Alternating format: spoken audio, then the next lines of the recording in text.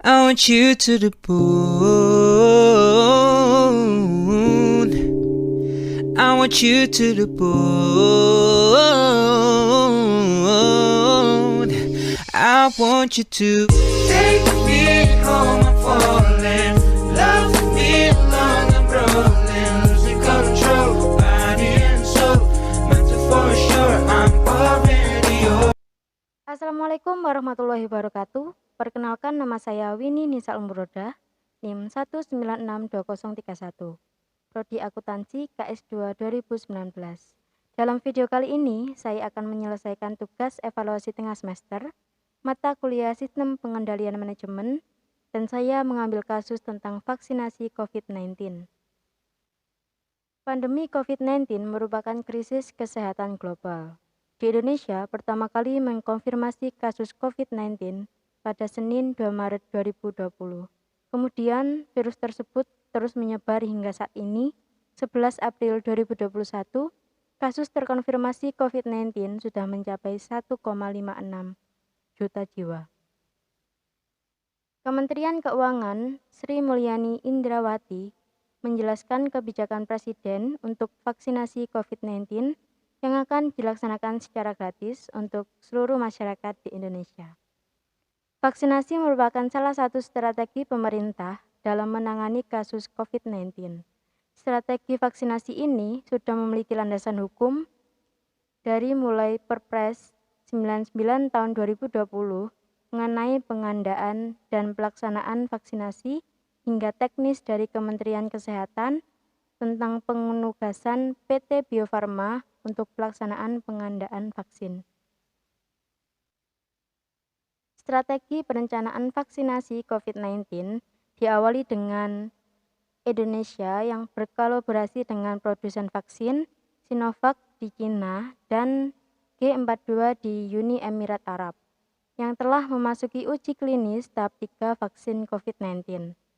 Dalam siaran pers yang diterima republik.co.id pada Jumat 28 bulan Agustus tahun 2020, pakar kesehatan lulusan Universitas Hasanuddin dan Universitas Gadjah Mada menyampaikan bahwa Indonesia sudah menandatangani kesepakatan dengan Sinovac Cina dan G42 di Uni Emirat Arab untuk segera mungkin memproduksi vaksin COVID-19 di Bio Farma. Dengan demikian, Indonesia mendapatkan akses teknologi atau bulk vaksin sehingga bisa melakukan uji klinis dan memproduksi vaksin di dalam negeri. Yang kedua, pemerintah Indonesia juga bekerja sama dengan Majelis Ulama Indonesia atau MUI untuk memastikan kehalalan bahan baku vaksin COVID-19. Selanjutnya, pemerintah juga bekerja sama dengan Badan POM untuk mengawal proses uji klinis dan produksi vaksin COVID-19, serta memastikan vaksin telah memenuhi persyaratan keamanan, khasiat, dan mutu sesuai dengan standar yang telah ditetapkan. Pemerintah juga bekerja sama dengan Kemenkominfo dan Satgas Komunitas Publik COVID-19, baik di provinsi, kabupaten, kota, untuk memberikan informasi yang akurat tentang vaksin kepada masyarakat, serta meyakinkan masyarakat bahwa vaksin akan segera didistribusikan dan vaksin tersebut aman. Penyiapan anggaran guna terlaksananya strategi vaksinasi pemerintah menyiapkan anggaran sebesar kurang lebih 3,8 triliun sebagai uang muka untuk mendapatkan vaksin COVID-19.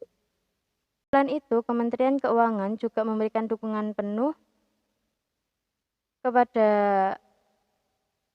anggaran penyediaan vaksin dengan menyiapkan anggaran 74 triliun yang rencananya akan dipenuhi melalui alokasi APBN 2021 sebesar 18 triliun, realokasi anggaran PCPEN tahun 2020 sebesar 36,4 triliun, serta refokus dan realokasi belanja K atau L.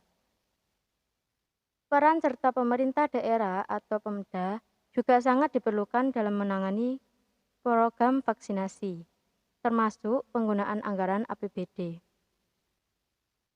Untuk mendukung strategi perencanaan vaksinasi, Pemda harus mengalokasikan minimal 4% dari alokasi DAU tahun anggaran 2021,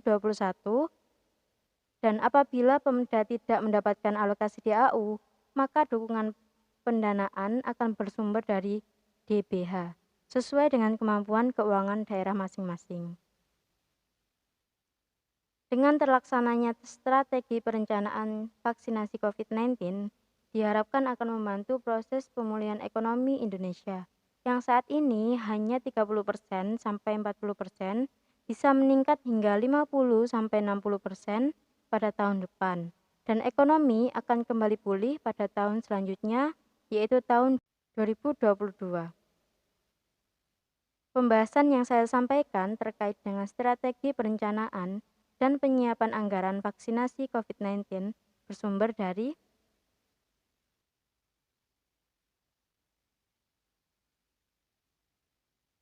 Demikian penjelasan dari saya, semoga bermanfaat. Jangan lupa jaga kesehatan. Walaupun kita sudah divaksin, tetap patuhi protokol kesehatan. Salam sehat. Wassalamualaikum warahmatullahi wabarakatuh.